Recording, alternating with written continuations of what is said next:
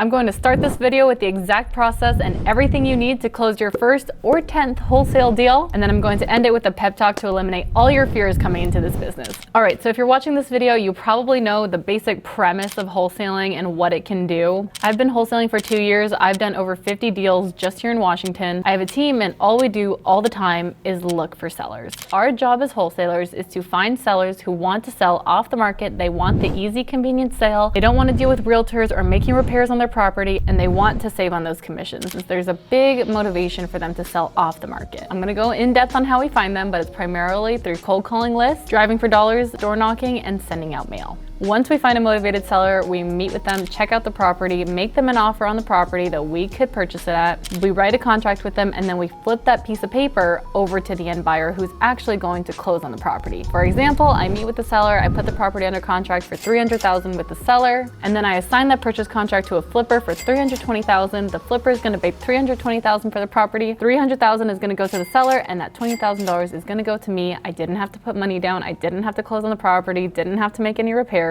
I simply got paid for finding the deal. And the hardest part of wholesaling is finding the sellers, so that's what we're gonna focus on today. So number one is finding the properties. How do we find the sellers and how do we contact them? So what you wanna do is build a list of fixers. You can do this by driving around your neighborhood. Probably within a few days, you can stack a list of 200 to 500 properties in your neighborhood that look like they're super worn down, maybe abandoned, vacant, cracked windows, messy roof, lots of cars in the lot, lots of trash around, just looks totally neglected. We wanna start a list of these properties. If you don't have time to drive around, or you just want to pull a big list at once, I really like Property Radar. If you've heard of PropStream, it's similar. They're both list building services, so for a monthly subscription fee, you can go in and access all property records within the nation, really. You can pinpoint the locations you want to target, and you can filter by age of the house, size, owner equity. You can search for vacant properties, tax delinquent, tons of filters that you can go by. My favorite is the high equity list, but my filter set is houses built before 1990, owned for 20 years or more, single family and small multifamily, and 80% are higher equities. So this means the owner has 80% or more equity in the home. And this is how we narrow down to fixer properties that have been owned for a long time, where the owner has a lot of equity that they might likely want to cash out on. I'm a big proponent of Property Radar. I think it's the best value because it's the most user-friendly, it's easiest to use. The skip tracing, when you buy the phone numbers of the owners, is very accurate. It is the best price for what you get in the market when it comes to list building services. So to build a list of fixer properties, you either drive for dollars yourself or you pull a list off Property Radar. Either way, the next step is to skip trace and get the owner's contact information. Like I said, Property Radar has really good rates on skip tracing. It's like 8 cents a record. It might depend on your plan, but going rates are like 12 to 15 cents a record. And like I said, Property Radar has very accurate information, so I always use Property Radar for my skip tracing. I actually really like the Deal Machine app for driving for dollars. It's super convenient because when you're out and about, you can just click the properties on the map and add them to your lead list so you can go back to them later. So grab the phone numbers, and this is where the prospecting starts. Now, prospecting for sellers is a sales game. You want to be good at your script, and you want to be good at talking to people. I have a whole video on how to nail the cold call and how to get into the mindset of a great prospector, so check that out. But my script is linked below. My advice: memorize the script within 7 days, word for word, and then get a buddy to practice your script with every day before you start making your calls.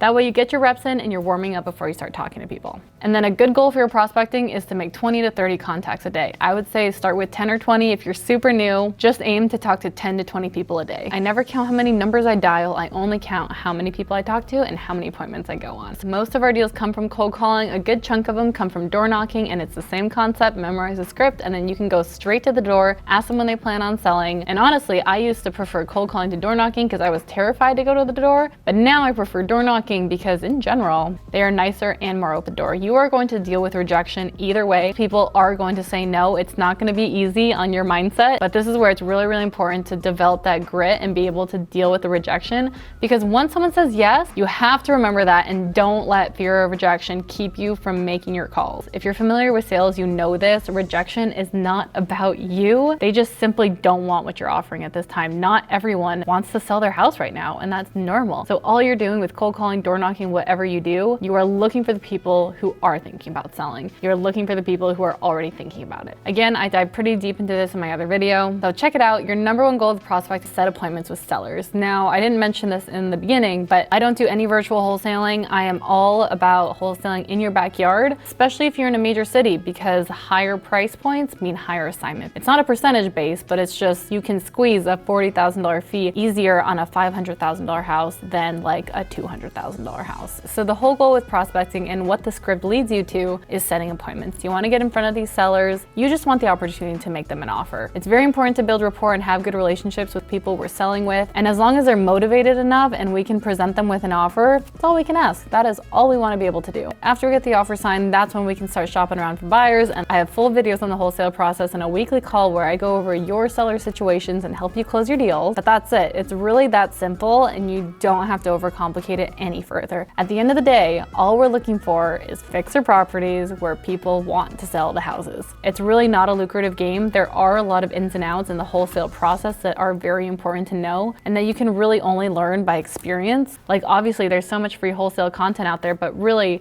the number one teacher is experience. So I highly recommend that you work with an experienced wholesaler, someone that you can trust on your first few deals in order to get those contracts, in order to see what the process looks like from a professional perspective. When you have a good relationship with a mentor who's helping you close a few deals, they're gonna give you all the game and give you lots of important tips one-on-one because you're sharing the deal with them. It's called joint venturing when you partner with someone on the deal. I do it all the time here in Washington. I help people close their deals, whether it's talking to the sellers or to the deal to one of my end buyers. I, as a local wholesaler, am happy to help on deals because it's a great revenue stream for me and I get to help other people, which is pretty freaking cool. So that's the basic system. That's how you get your foot in the door with real estate. I also recommend posting on social media to the people you know about what you're doing, that you're looking to buy ugly houses in the area, because you never know. Someone you went to high school with might have a family member who needs to sell their house quick. And if you're posting on social media to your network, letting everybody know you're looking for houses like that, they're probably going to call you, and that could be an opportunity for a wholesale. So definitely utilize social media as your billboard and to talk to your network. If you've seen mine, I do it all the time. I'm always posting that I'm looking for fixer houses to buy, and people send me deals. You don't need a ton of followers either, but again, it could just be one of your friends. And if you didn't post that you're looking for ugly houses, they wouldn't know you're looking for ugly houses, and they're gonna go to a realtor when the off-market option might be better for their referral. So that's the way to get your foot in the door with wholesaling. Now, I promised you a pep talk. I have seen a lot of things hold people back from wholesaling, primarily the fear of rejection part. We talked about it a little bit earlier, but if you're scared that people are gonna yell at you, just be a nice person. If you're really, really nice on the phone, it is very unlikely that they are rude to you back. You know, most people we call are being called 2 to 3 times a day at least about their house because everybody else is pulling these lists. But if you can listen to these people, the problems they're having, and empathize with them, you'll probably have a lot better luck than the next person who's just calling through the list, trying to get someone on the hook, versus actually coming from a mindset of service and providing real values. Again, it's not personal, and remember, the people who are actually going to benefit from the off-market option